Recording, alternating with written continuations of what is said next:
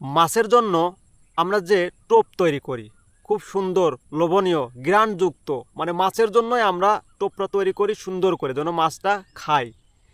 ওই টোপটা যতক্ষণ আপনি বড়শিতে না গাঁথবেন ততক্ষণ ওইটা মাছের খাবার, আর যখনই ওই টোপটা আপনি বড়শিতে গাঁথবেন তখনই হয়ে যাবে ওইটা ধোঁকা। মানে ওই টোপটা আপনি ওকে খাওয়াচ্ছেন এমন কায়দায়, মানে এমনভাবে আকর্ষণীয় কায়দায় ওকে খাওয়াচ্ছেন যেন ও ওই জিনিসটা লোভে পড়ে খাইয়ে ও যেন উপরে উঠে আসে, সেইটা আমি যেন খাইতে পারি। এইরকম কায়দায় আমরা কিন্তু মাছকে লোভ দেখাই টোপ তৈরি করে মাছকে খাওয়াই।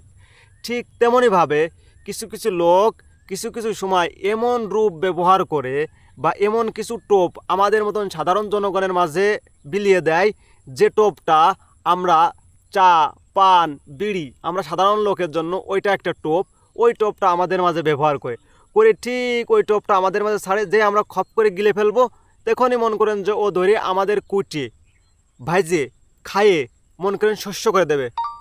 মাছের নাই জ্ঞান না থাকতে পারে, কিন্তু আপনার আমার জ্ঞান আছে।